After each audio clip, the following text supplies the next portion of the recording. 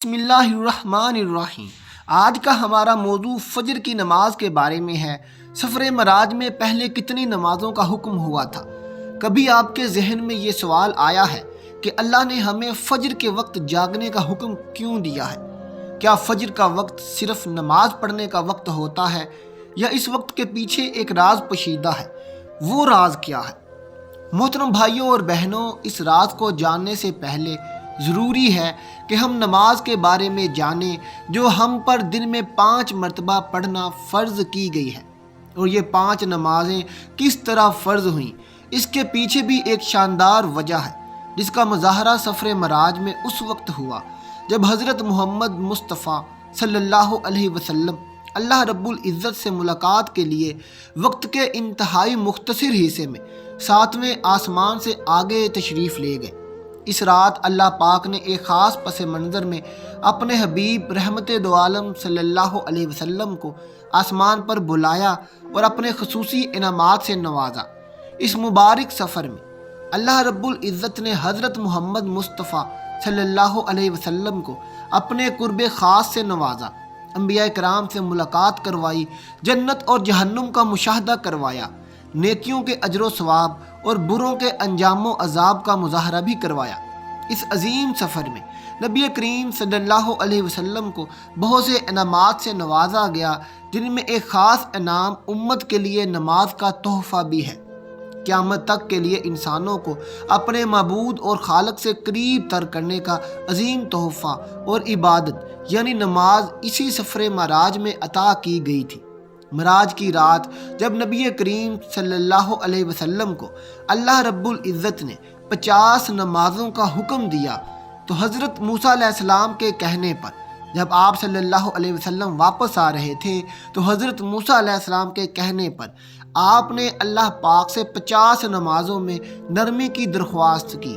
ایسا کئی بار ہوا، کئی مرتبہ ہوا، یہاں تک کہ اللہ رب العزت نے آپ کی امت کے لیے دن میں 5 نمازوں کا حکم دیا، جس کے بعد بھی حضرت موسیٰ علیہ السلام نے حضرت محمد مصطفیٰ صلی اللہ علیہ وسلم کو 5 نمازوں میں بھی کمی کرنے کے لیے اللہ پاک کے پاس ایک مرتبہ پھر جانے کو کہا، لیکن آپ صلی اللہ علیہ وسلم نے اس موقع پر فرمایا کہ میں نے اپنے رب سے کئی مرتبہ درخواست کر لی ہے، یہاں تک کہ اب مجھے حیا آ گئی ہے، اب میں راضی ہوں، ہر طرح سے اسے تسلیم کرتا ہوں۔ ہر مسلمان مرد عورت کے لیے ہر نماز پڑھنا ضروری ہے، یعنی کہ 5 نمازیں فرض ہیں، اور یقیناً آپ کے لیے بھی نمازوں میں سب سے زیادہ مشکل نماز فجر کی نماز ہوگی، جس میں نیند کا غلبہ اتنا ہوتا ہے کہ ایک انسان بمشکل اٹھ پاتا ہے۔ لیکن دن کے اس خاص حصے میں جو راز پوشیدہ ہے، جب آپ اسے جان جائیں گے، جب آپ اسے پہچان جائیں گے تو یقین کریں کہ آپ فجر کی نماز کبھی بھی چھوڑنا نہیں چاہیں گے۔ دنیا میں کئی لوگ ایسے ہیں جنہیں بے خوابی کی شکایت ہوتی ہے، جس میں وہ ساری رات سو نہیں پاتے، پورا دن کام کاج کر کے جب رات کو بھی سو نہیں سکتے، تب کئی طرح کے ذہنی اور جسمانی بیماریاں انسان میں جنم لیتی ہیں۔ اس بیماری کا شکار آج ہر دوسرا تیسرا شخص ہو رہا ہے، جس کی بڑی وجہ اللہ کے احکامات کو پیچھے چھوڑ کر دنیا کی رنگینیوں کے پیچھے بھاگنا ہے، اور اس طرح انسان اپنی صحت خراب کر بیٹھتا ہے۔ محترم بھائیوں اور بہنوں، ساری رات جاگنے کے بعد فجر کے قریب کچھ دیر نیند آ جاتی ہے، لیکن یہ نیند جسم کو پرسکون نہیں کرتی، جس کی وجہ سے اکثر لوگ جاگتے ہیں اور ہر قسم کی دوائیوں کے استعمال کے باوجود جب وہ سو نہیں پاتے تو وہ اللہ رب العزت سے یہ سوال ضرور کرتے ہوں گے کہ اے اللہ، مجھے نیند کیوں نہیں آتی؟ آخر اس کی کیا وجہ ہے؟ بہت کم لوگ ہوتے ہیں جو اس کیفیت میں اپنے اندر پیدا ہونے والی اس آواز کو سن پاتے ہیں، جس میں ان سے کہا جاتا ہے کہ بستر سے نکلو، نماز پڑھو، اللہ کا ذکر کرو، اور یقین کریں محترم بھائیوں اور بہنوں، یقین کریں جو لوگ اس آواز کو سن پاتے ہیں وہ اس پر عمل بھی ضرور کرتے ہیں۔ انہیں تاحیات کبھی بھی بے خوابی کی شکایت نہیں ہوتی۔ اس حوالے سے ایک صوفی نظم ہے جسے امریکی مصنف نے اس طرح ترجمہ کیا ہے، جس کا ٹائٹل ہے دوبارہ مت سو جانا، صبح کی ٹھنڈی ہوائیں ایک راز لاتی ہیں، تمہارے لیے اور دوبارہ مت سو جانا، خود سے پوچھو تم کیا چاہتے ہو، دوبارہ مت سو جانا۔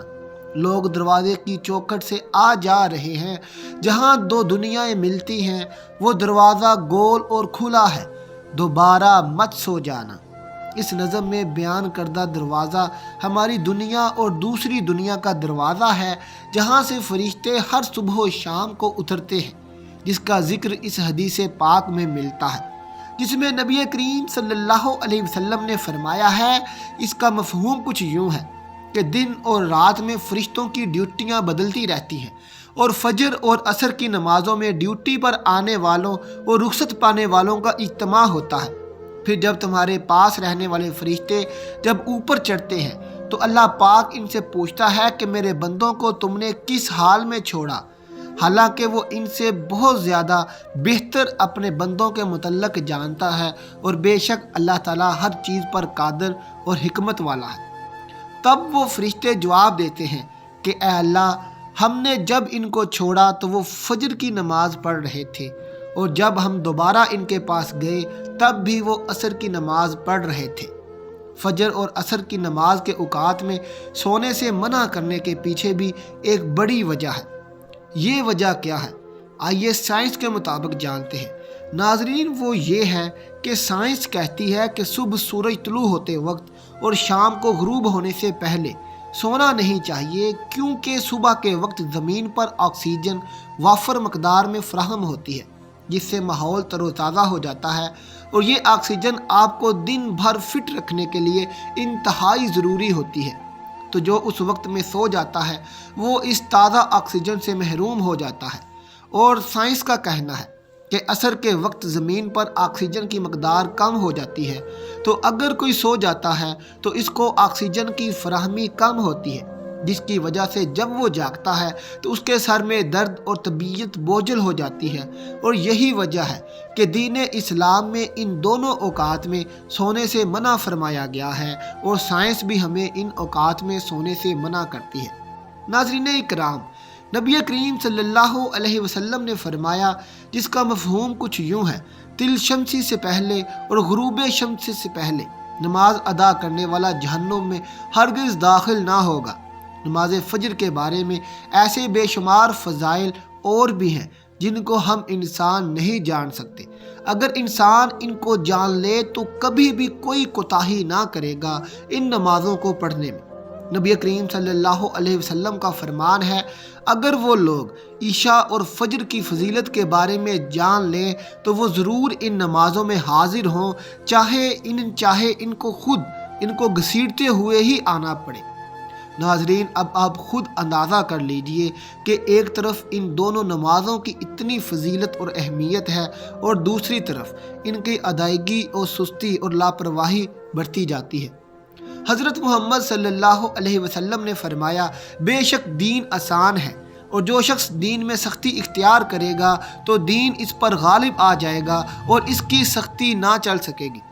بس اس لیے اپنے عمل میں پختگی اختیار کرو، اور جہاں تک ممکن ہو سکے میانہ روی اپناؤ، اور خوش ہو جاؤ کہ اس طرز عمل سے تم کو دارین کے فائدے حاصل ہوں گے، عبادت میں مدد حاصل ہوگی، اور صبح اور دوپہر اور شام کسی قدر میں آپ اللہ کی رحمت سے مایوس نہیں ہوگے۔